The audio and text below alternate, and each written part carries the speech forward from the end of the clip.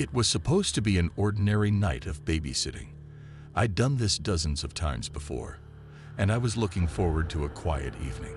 The Andersons were one of the families in our neighborhood that I babysat for regularly, and tonight, they were out for a dinner and a movie. Tommy and Lily, their 2 kids, had already been put to bed, and I was left to relax in the living room. The house was peaceful. It was just the kind of night that made me feel safe. Too safe, almost. The house was quiet. The ticking of the old clock on the wall, the soft hum of the refrigerator in the kitchen, and the distant sound of the wind outside were the only sounds that filled the air. Tommy and Lily were both sound asleep in their rooms upstairs, and I had settled into the couch to watch TV. The evening passed slowly, with me flipping through channels and idly scrolling on my phone. Nothing out of the ordinary. I even got up once to make myself some popcorn. The house felt warm, cozy, and the silence was almost comforting, until the phone rang. I picked it up without thinking much. "Hello," I said. The line was dead silent. No voice on the other end, just the faintest sound of breathing. I frowned. My first instinct was to hang up, thinking it was probably just a prank call. It wasn't uncommon to get strange calls when you were babysitting, but this felt different. The breathing on the other end felt strange, almost deliberate, as though someone was trying to stay quiet on purpose. I shrugged it off and hung up, but then the phone rang again. "Hello?" I asked, trying to sound calm, even though I was starting to feel uneasy. The same thing. No voice, just that deep, steady breathing. I could feel the hairs on the back of my neck standing up. My heart started to race, and I quickly hung up again, this time even quicker than before. Who would prank call a babysitter? But the calls didn't stop. The phone rang again, and again. Each time I picked it up, there was nothing, no voice, just the same slow, deliberate breathing. I was starting to get worried. I didn't know why, but something felt off about these calls. And then, as I held the phone to my ear, I heard a voice. A soft, whispering voice, just loud enough for me to hear. "Have you checked the children?" It rasped. My blood ran cold. I froze. My heart thudded in my chest. For a moment, I couldn't breathe. My eyes darted toward the stairs, as if expecting to see something, or someone, at the top, but the hallway remained empty. The kids were in their rooms, sound asleep. I was sure of it. I had just checked on them a few minutes ago, but then the realization hit me. I hadn't really checked on them. I hadn't opened their bedroom doors, hadn't checked under the beds, hadn't even pulled back the covers. Could someone be in there with them? My head spun with fear. I had to make sure. I rushed upstairs, my breath quickening. As I stood in front of Tommy and Lily's rooms, I hesitated for a moment, my hand hovering over the door handles. I was scared of what I might find. But I couldn't ignore the feeling creeping up my spine, the gnawing sense that something was horribly wrong. I opened the door to Tommy's room first. He was there, lying on his bed, fast asleep, just as I'd left him. My breath escaped in a rush of relief. I opened Lily's door next, and there she was, curled up under her blankets, breathing softly in her sleep. Nothing seemed out of place. No sign of anyone, nothing at all. But the strange feeling didn't leave. That voice still echoed in my mind, as though it had been an omen.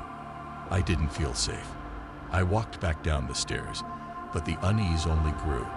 Something wasn't right. My pulse was pounding in my ears, and the house, once so peaceful, felt suffocating. The phone rang again. My hands trembled as I picked it up. There was no breathing this time, just silence. I sat on the couch, staring at the phone in my hands. The air seemed to grow heavier, thicker with tension. My mind raced. I tried to calm myself, telling myself it was just a prank, that I was overthinking things. But deep down, I knew it wasn't. I called the police. My voice shook as I explained what had been happening. The strange phone calls, the voice asking about the children. "Stay on the line," the dispatcher said. "We're tracing the call now." I could hear her typing in the background. My heart pounded in my chest, the fear rising higher with every second. I stared at the door, wondering if the person who had been calling me was standing on the other side. My skin crawled. Then, the dispatcher's voice came through again. "Ma'am," she said, sounding oddly calm. "The calls are coming from inside the house." My stomach dropped. Inside the house. I was frozen. The blood drained from my face. The intruder wasn't outside.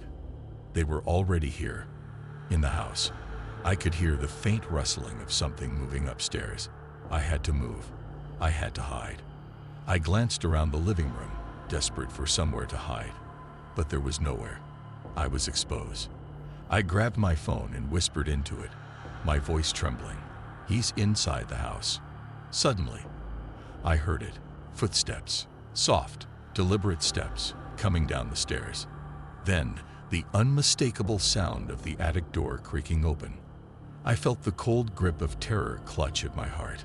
I couldn't run. I was trapped. The next moments felt like a blur. I could hear the steps moving closer. My body refused to move, but my mind screamed at me to do something. Anything. But I was paralyzed. Just as the footsteps reached the top of the stairs, I heard sirens in the distance. They were close. My heart leaped in my chest, and just as I thought the intruder would reach me, the door slammed open. The police burst into the room. They tackled the man, pulling him to the ground. He was tall, with a wild look in his eyes, and when they pulled him away, I realized with horror that he had been living in the attic for days. He'd been watching me and the kids all night. They arrested him, but the terror didn't leave. My body shook uncontrollably, and I collapsed into one of the officer's arms. The world felt like it was spinning. The intruder turned out to be a dangerous criminal, one who had been hiding in the house for days. But even after it was over, I couldn't shake the feeling of being watched. I never babysat again, not after that night. The phone calls, the breathing, the voice asking about the children, it haunted me.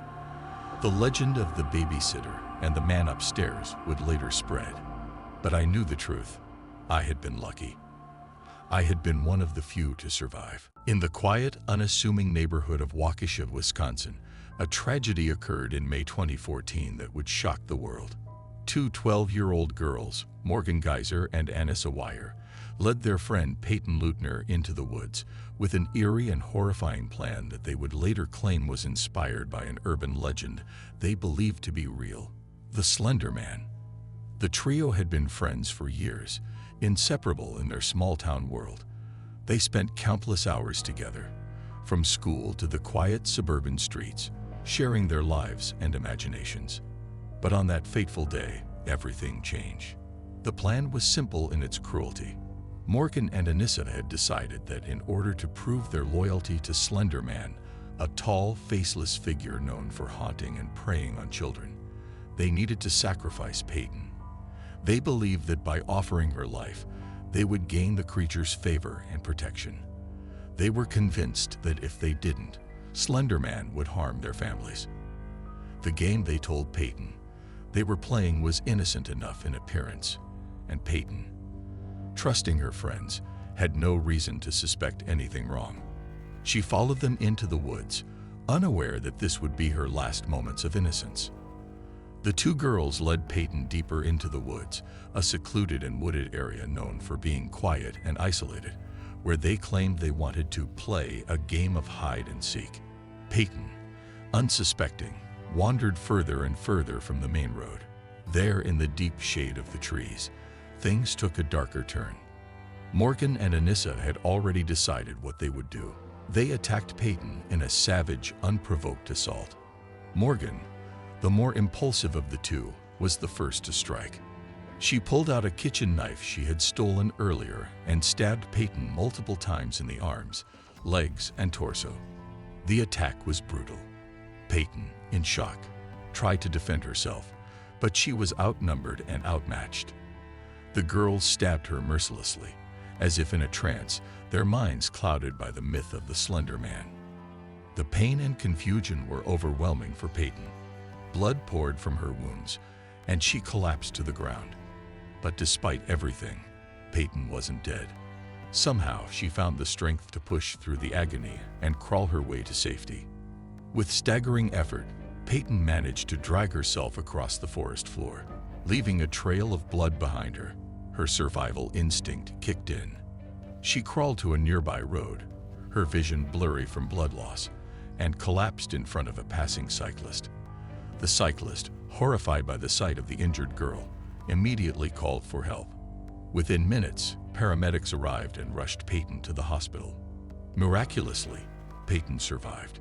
She underwent multiple surgeries and treatments, but the trauma of that day, the physical and emotional scars, would remain with her for the rest of her life.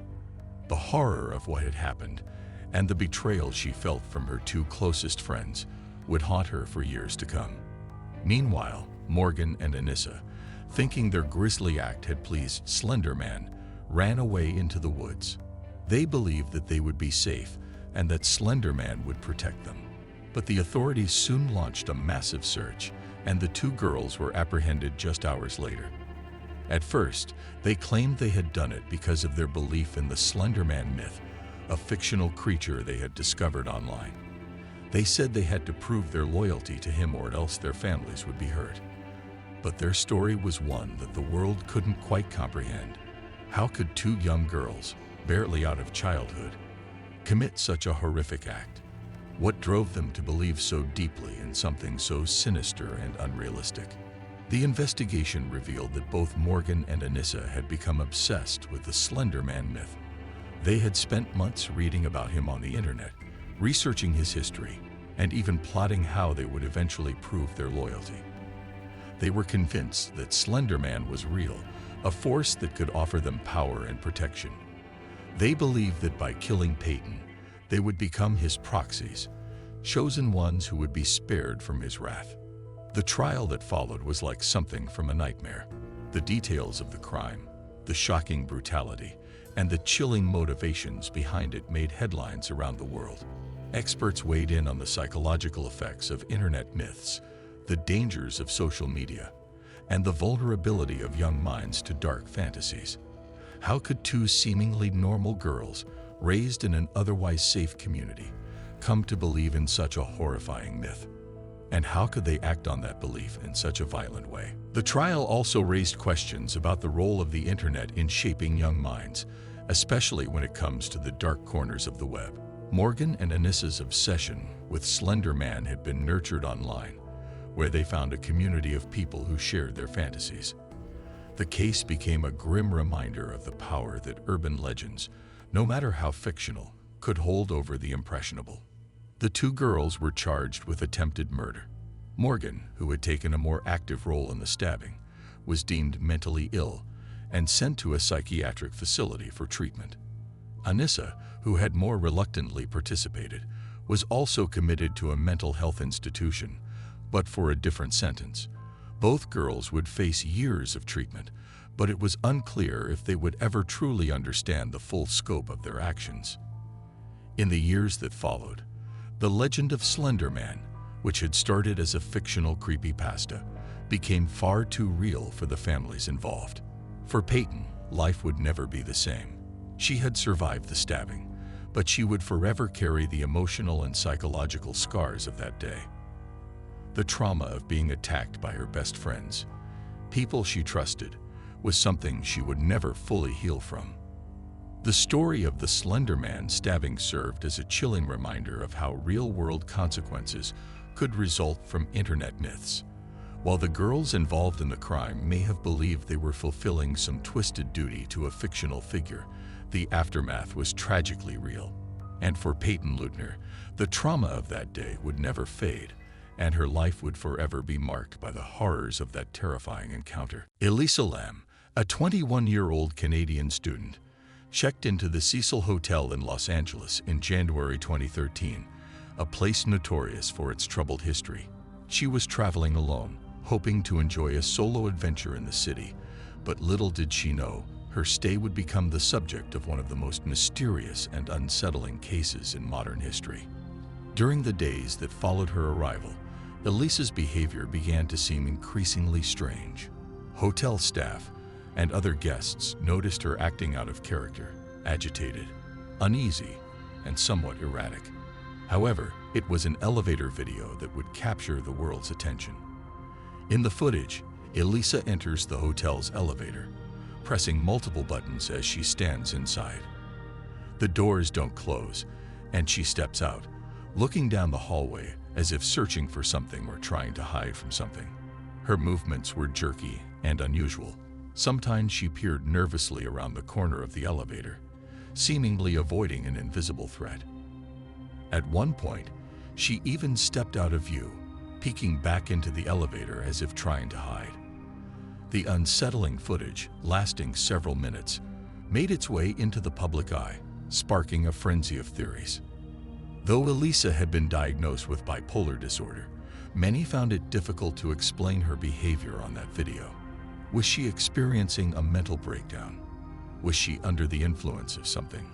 Or was there something darker at play, something no one could explain? But before anyone could unravel the mystery, Elisa vanished. Days turned into weeks, and Elisa's family, desperate for answers, begged for help. The hotel staff, who had no idea where she could be, searched the building, but Elisa was nowhere to be found. Her case made headlines, and the bizarre elevator video only deepened the mystery. The media coverage intensified, with people speculating about everything from Elisa's mental state to the possibility of a paranormal explanation. People were desperate for any hint that could make sense of her disturbing behavior. Then, on February 19, a breakthrough came from an unexpected source. A hotel guest had complained about the taste of the water coming from the taps. The water pressure was low, and it tasted strange. The maintenance staff, following up on the complaint, went up to the rooftop to inspect the water tanks. What they found inside one of the tanks was unimaginable.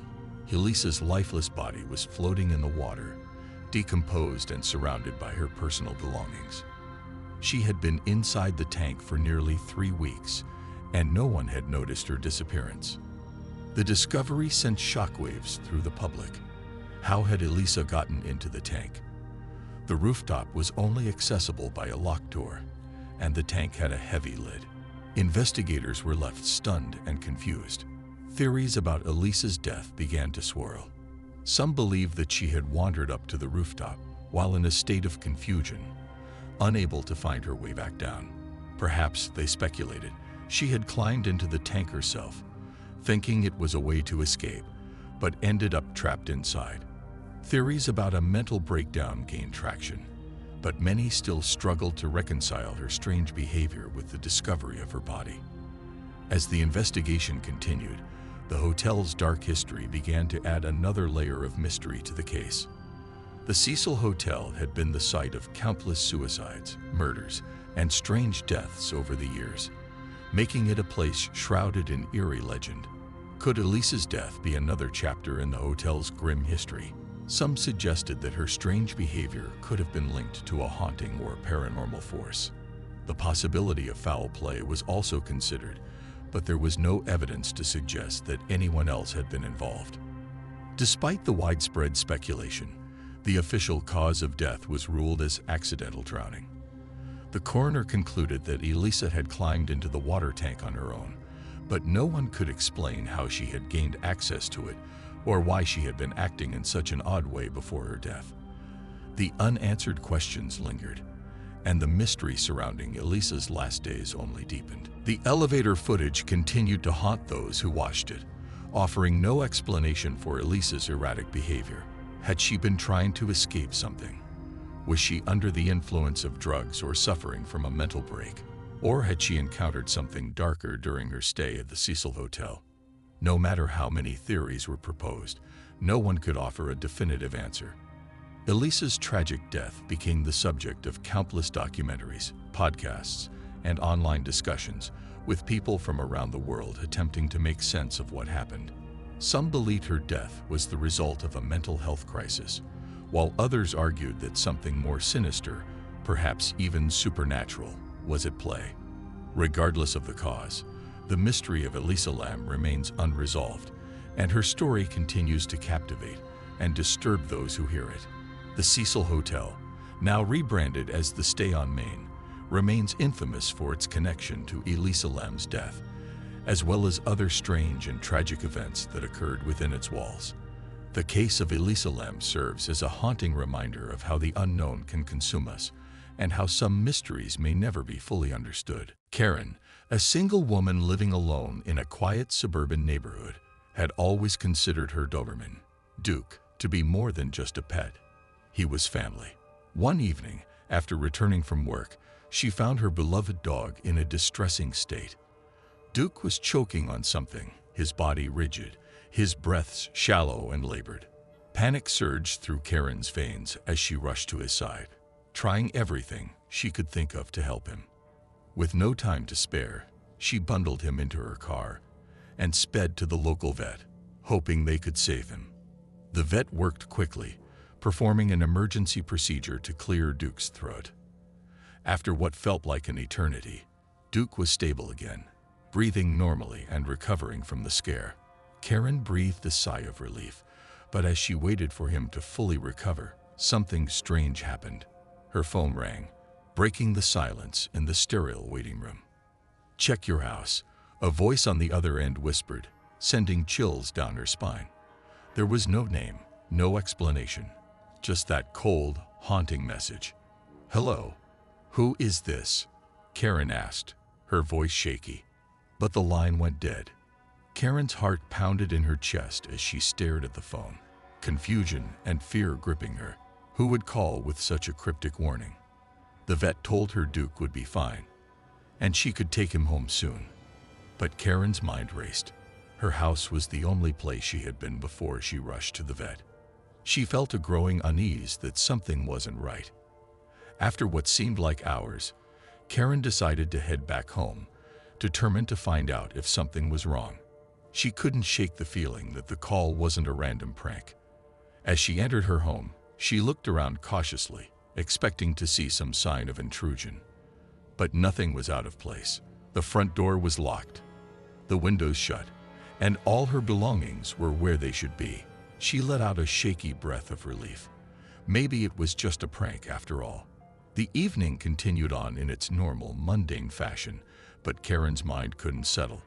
There was something about the call that stuck with her. Over the next few days, she tried to go on with her life, but the nagging feeling of unease wouldn't go away. She checked her doors and windows every night before bed, even though nothing had seemed amiss. Duke, though still recovering from the traumatic event, appeared to be back to his usual self.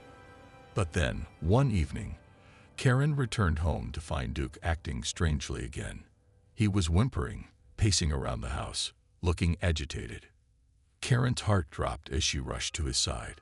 She checked his mouth, but there was nothing obvious. She felt her stomach twist in dread, as if her instincts were telling her something was terribly wrong. Panicked, she rushed him back to the vet, hoping nothing serious had happened. The vet's eyes widened in shock as they began to examine Duke. "He swallowed a ring," the vet said, voice trembling. "It was lodged in his throat. He could have choked again if you hadn't brought him in." Karen's mind raced. A ring. Where had it come from? She certainly hadn't given Duke any jewelry. But the vet's words sent a shiver down her spine. The ring didn't belong to Karen. Suddenly, the phone call came rushing back to her mind. "Check your house," the voice had said. Her blood ran cold as she recalled the strange feeling that had washed over her when she first returned home after the vet visit. Could it be? Could someone have been inside her house while she was away? Karen's hands shook as she made her way back to her house, fear gnawing at her. She began to inspect every corner of her home, looking for any sign of intrusion.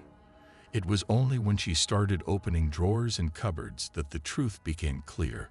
Several valuable items were missing from her home, things she was certain had been there just days before. Jewelry, cash, and even some small electronics had been taken, but the thief had been careful. The items had been placed just out of sight, hidden in a way that made it seem like nothing was wrong at first glance. Panic surged through Karen as she called the police, recounting the strange phone call and the discovery of the missing items. They arrived quickly and began their investigation. Though there was no sign of forced entry, it was clear that someone had been inside her house. The police speculated that the thief had likely been watching her, waiting for the right moment to strike. As the investigation unfolded, it became apparent that the dog had unintentionally thwarted the thief's plan. The ring Duke had swallowed belonged to the thief, and in his attempt to steal it, the burglar must have dropped it somewhere in the house, right in Duke's path. When the dog swallowed it, the thief likely panicked and fled, not expecting the dog to cause such a ruckus. Despite the police's best efforts, they never managed to catch the thief. The investigation eventually went cold, but Karen couldn't shake the feeling of being watched. Every time she entered her home, her paranoia grew. She locked the doors and windows at all times, checking every corner, every shadow, for fear that someone might be lurking just out of sight. The chilling phone call, the missing items, and the terrifying realization that someone had been so close to her, all of it left Karen shaken to her core. Duke, once again, had saved her life in his own way, but the terror of what had nearly happened never quite left Karen. The legend of the choking Doberman became more than just a creepy story. It was a reminder of how the smallest of incidents can sometimes reveal much darker truths hidden just beneath the surface, waiting to be uncovered.